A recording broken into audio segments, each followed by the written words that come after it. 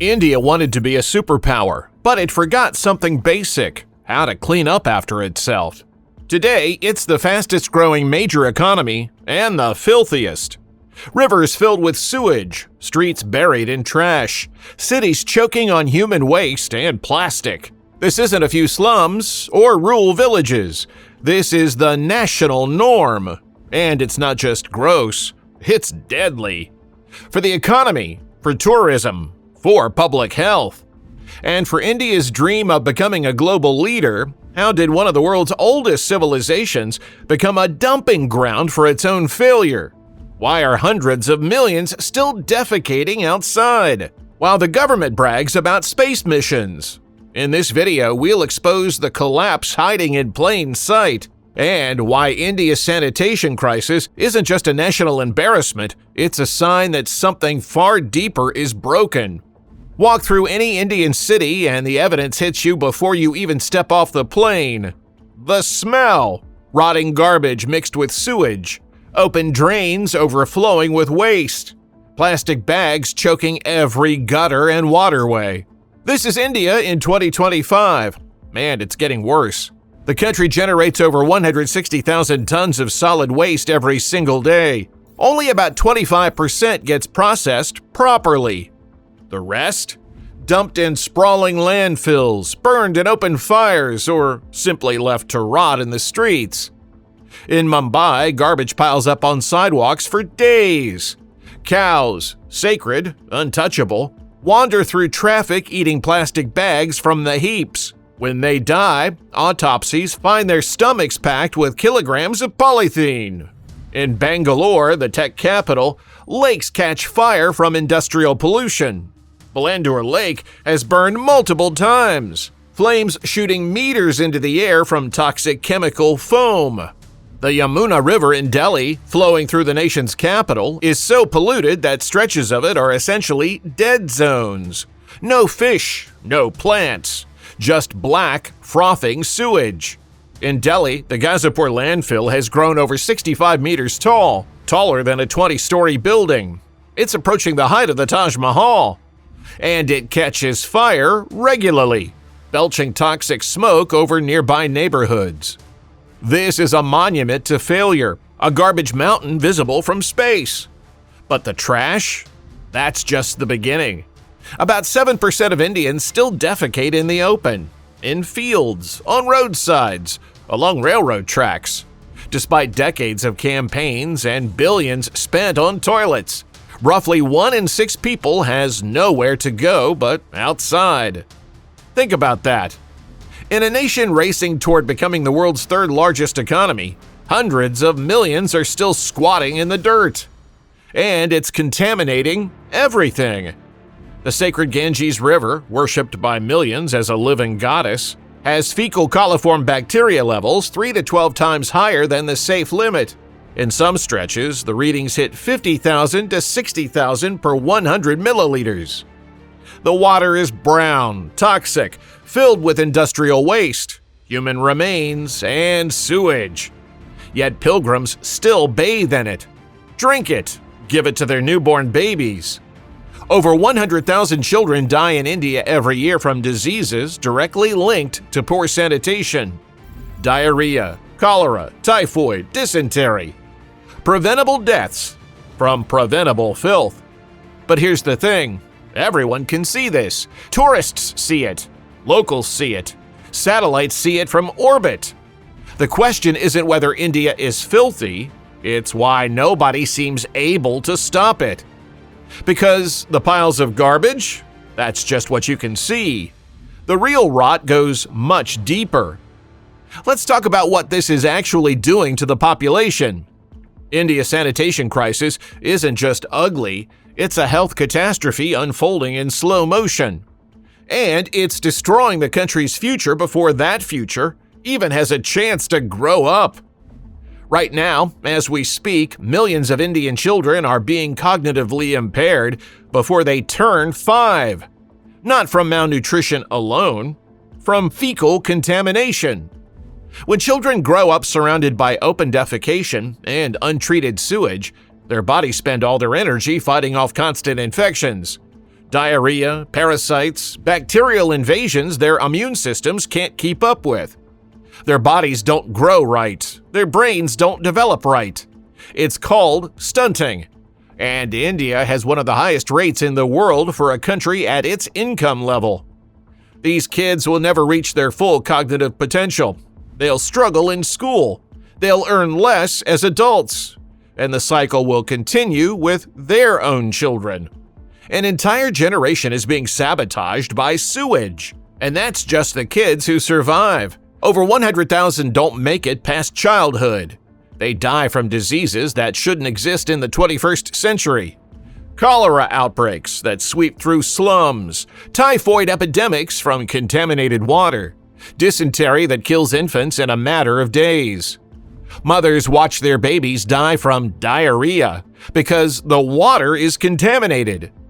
Here's how deep the contamination goes.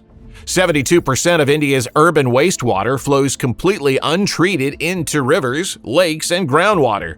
Nearly 3/4 of all sewage just goes straight back into the water supply. The same water people drink, bathe in, cook with. It's a closed loop of disease, and it's overwhelming the medical system. Hospitals across India are flooded with patients suffering from entirely preventable sanitation-related illnesses. Beds filled with typhoid cases, wards full of children with severe diarrhea, clinics overrun by people with skin infections, respiratory problems from garbage fires and waterborne parasites.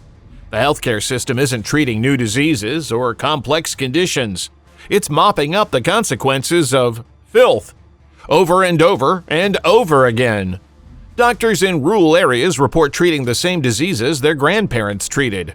Cholera, hookworm, diseases that should be historical curiosities. Instead, they're everyday emergencies. And the cycle never ends. A child gets treated for dysentery, goes home, drinks from the same contaminated well, and comes back sick 2 weeks later. The system is running on a treadmill, treating symptoms of a problem nobody will address at the source. But wait, it gets even more grotesque. Remember those sacred rivers we mentioned, the ones people worship, along the Ganges and Varanasi? Around 40,000 bodies are cremated on the riverbanks every year, many on open wood pyres that don't fully burn the corpse. The partially charred remains, along with ash, get dumped directly into the river, and that's the ones who get cremated. Thousands more bodies are simply floating in the Ganges without cremation at all. Infants, pregnant women, people who die of snake bites. By custom, they go straight into the water. Bloated corpses drift downstream. They lodge on the riverbanks. Dogs and crows feed on them, and pilgrims still bathe there. Still drink the water. Still believe it can't harm them because it's holy. Faith doesn't purify cholera. And here's where it gets truly insane. This isn't just killing people.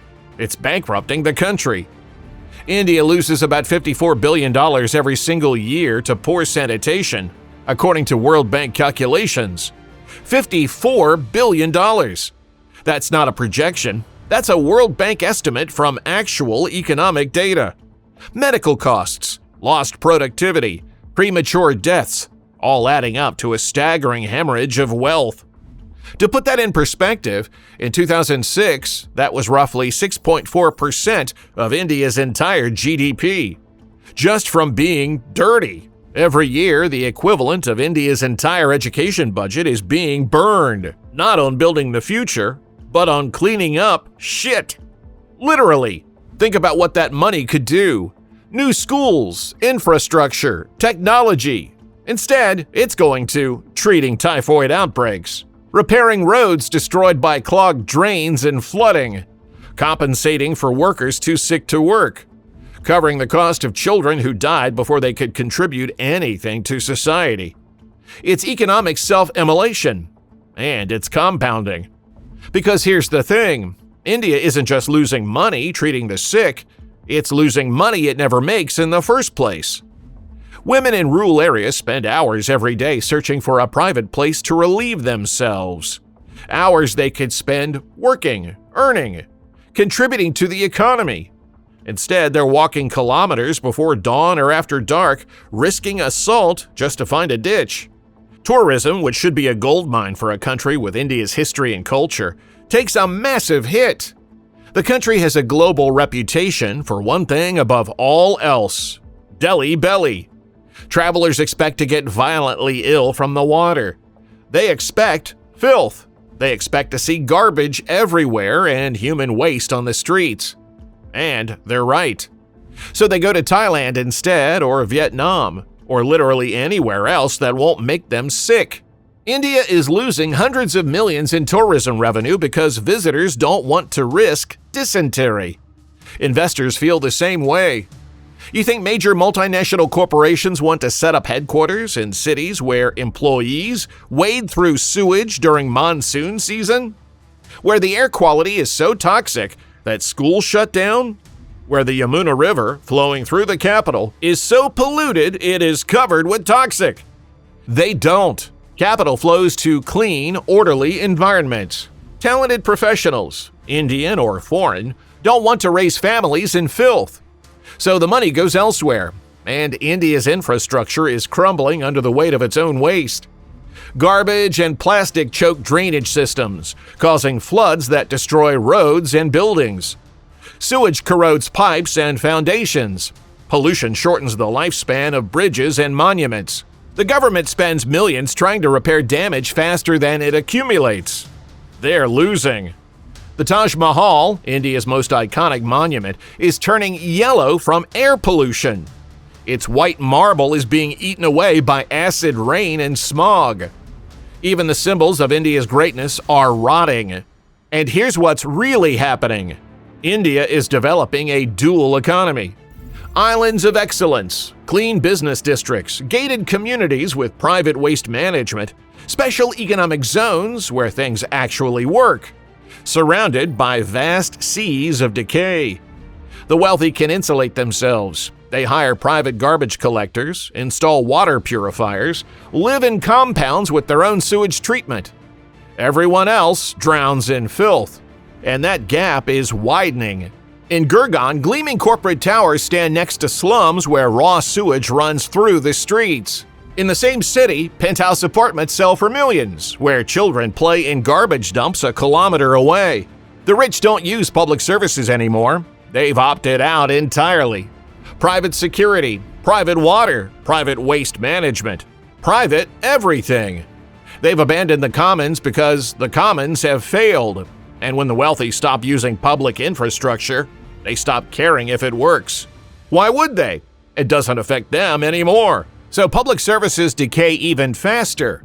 Municipal budgets shrink because the tax base, the people who could actually pay, have retreated behind walls. The poor are left with infrastructure that's crumbling, underfunded, and overwhelmed. Because the public system isn't improving, it's deteriorating. As the population grows and consumption increases, the infrastructure falls further and further behind. More people, more waste, same broken systems. It's a death spiral. And you want to know the most twisted part? The government knows all this. They've built millions of toilets, and people still won't use them. This is where we stop talking about infrastructure and start talking about something far more disturbing: civilizational collapse. Because here's the reality. India's sanitation crisis isn't a technical problem. It's not about lacking the money or the technology to build sewage systems and waste treatment plants. It's about a society that fundamentally doesn't care about public cleanliness. And that's a death sentence. Let's start with the most obvious contradiction. Walk into almost any Indian home and you'll find it immaculately clean. Floors scrubbed daily, surfaces spotless, shoes left at the door, everything organized and tidy. Step outside that same home and the family will toss garbage directly onto the street. No hesitation, no guilt. The contrast is insane. This isn't hypocrisy, it's a deeply embedded cultural script that says cleanliness matters inside my walls, but outside? That's someone else's problem. Historically, public spaces in India were maintained by lower caste workers, the untouchables, whose entire social role was handling filth. cleaning toilets, sweeping streets, removing garbage and human waste. This created a psychological loophole. I don't need to care about this street because that's the sweeper's job. That mindset persists today. Even among educated, middle-class Indians, there's a subconscious assumption that cleaning public areas is beneath them. It's degrading work, something you pay poor people to do. So they litter freely, because in their minds, some low-caste sanitation worker will eventually come pick it up. It's outsourcing responsibility, and it's rotten to the core. In 2014, the government launched Swachh Bharat, Clean India, one of the largest sanitation campaigns in history. They built over 100 million household toilets. 100 million! You'd think that would solve the problem. It didn't, because surveys found that millions of those toilets went unused. People converted them to storage sheds, kept livestock in them, or just continued defecating outside because they viewed having a toilet inside the home as unclean. Public latrines ended up filthy and waterless, reinforcing the idea that it's better to just go in the field. The infrastructure was there, the willingness to use it wasn't. And here's why: enforcement doesn't exist. Littering in India carries a fine on paper, maybe 500 rupees, about $6. In practice, almost nobody ever gets fined. Police and municipal inspectors treat it as too trivial to prosecute. The result? Social permission to make a mess. Compare that to Singapore, where dropping trash gets you fined up to $1,050 for a first offense. Repeat offenders pay $2,000 and can be assigned to community service. Publicly cleaning streets in a bright vest is punishment. People don't litter in Singapore because they know they'll get caught.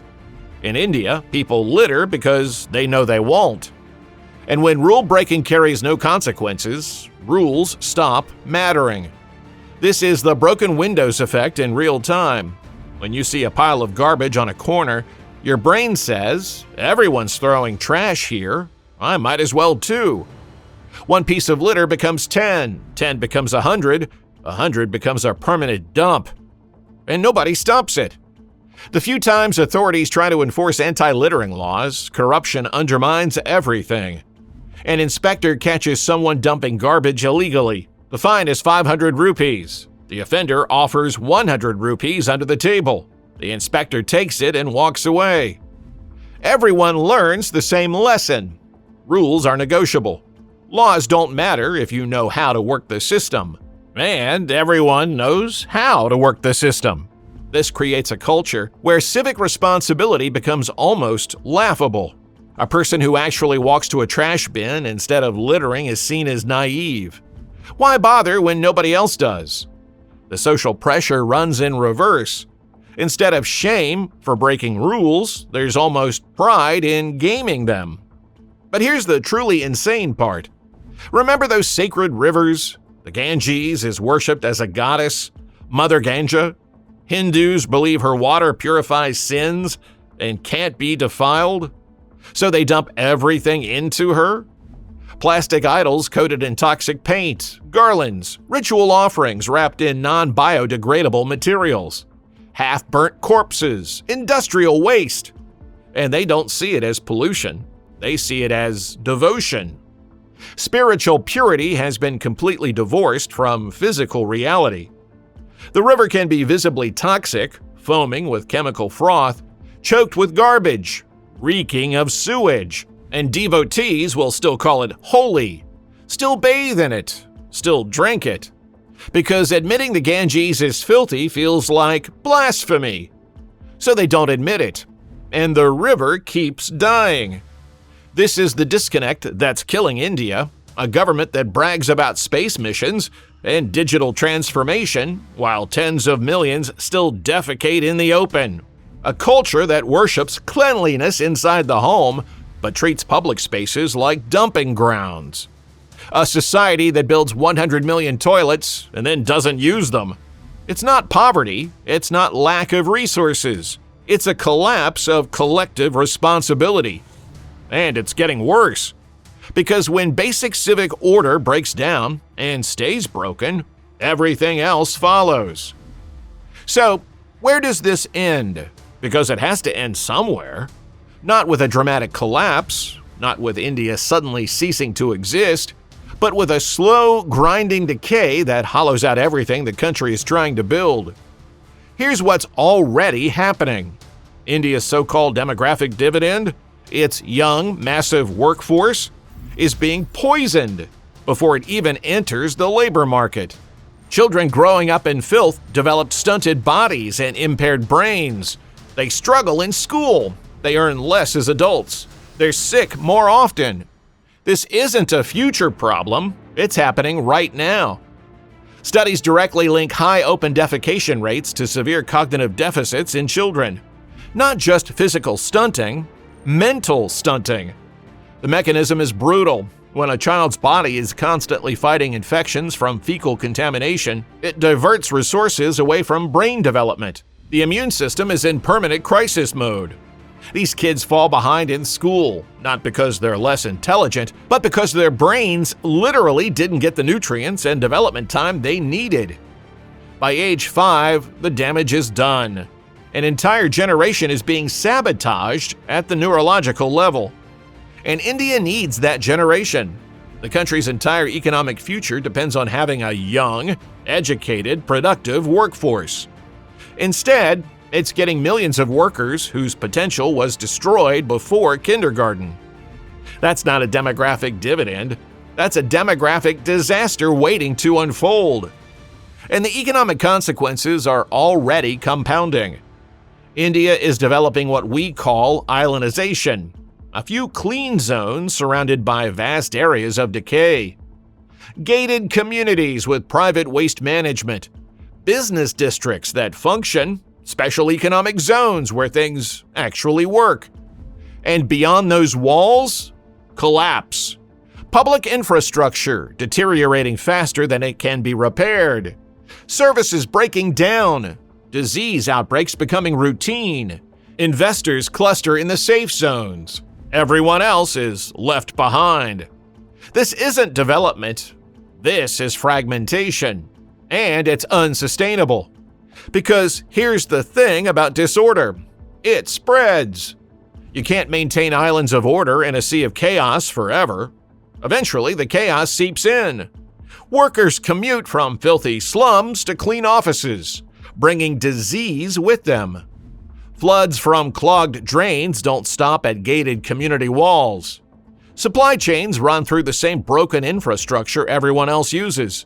At some point, the enclaves fail too. And when they do, the economy doesn't just slow down, it starts contracting. We're already seeing the warning signs. Frequent disease outbreaks forcing disruptions. Infrastructure failures, ports clogged with garbage, airports flooded by sewage overflow, foreign companies pulling back after repeated breakdowns. Imagine this playing out over decades. Economic growth stalls as the cost of managing filth becomes unsustainable. The workforce, already impaired by childhood malnutrition and disease, can't compete globally. Capital flees to cleaner countries. The government spends more and more just maintaining basic services, leaving nothing for actual development. And the population? Young, frustrated, living in squalor. That's not a recipe for prosperity, that's a pressure cooker. And here's the most disturbing part. When governments can't manage visible basics like garbage and sewage, people stop trusting them for anything. If the state can't keep the streets clean, why follow its laws? If rules aren't enforced for littering, why obey traffic rules, tax rules, building codes? Institutional authority collapses when it fails at the fundamentals. We're watching it happen in real time. People see municipal workers who are supposed to collect garbage instead taking bribes to ignore illegal dumps. They see police who won't enforce littering laws, but will shake down motorists for cash. They see politicians cutting ribbons on new sewage plants that never actually function. Every broken promise, every failed initiative, every visible pile of uncollected trash, it's proof that the system doesn't work. And when people believe the system doesn't work, they stop participating in it. They stop paying taxes because it'll just get stolen anyway. They stop reporting problems because nobody will fix them. They stop voting because all politicians are the same. Cynicism becomes the default setting. Corruption flourishes because people assume the system is broken anyway.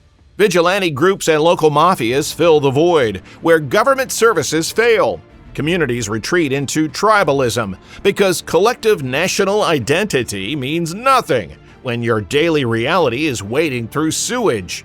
This is how civilizations fall. Not with invasions or wars, but with the slow suicide of civic virtue. And it starts with something as simple as garbage on the street. Because a society that can't act collectively to keep its environment clean cannot act collectively on anything harder. And everything else is harder. That number will only grow. At some point, the entire economy becomes a losing battle against entropy. More people, more waste. Same broken systems. The gap widens, the islands shrink, the chaos spreads, and the dream dies. Not because India lacks talent or ambition or resources, but because it couldn't figure out how to take out the trash. Here's the brutal truth. India's collapse won't begin in the stock market. It won't start with war or famine or natural disaster. It'll begin in the gutters, in the rivers choked with sewage, in the children stunted by fecal contamination before they're 5, in the workforce too sick to work, in the investors who take their money elsewhere, in the slow, grinding realization that a nation can't ascend when its foundations are rotting. A superpower needs more than economic growth and space programs. It needs to be able to clean up after itself. And right now, India can't. The question isn't whether this is embarrassing. The question is whether it's already too late. Can a country of 1.47 billion reverse a collapse that's been building for decades? Can it overcome cultural conditioning, caste prejudices, and institutional failure to finally care about the commons? Or will we watch one of the world's oldest civilizations choke on its own waste? Let us know what you think in the comments. And if you want to see how other nations are failing in ways they don't even realize, subscribe to Fall of Nations. Because the collapse is never where you think it is. It's in the places nobody wants to look.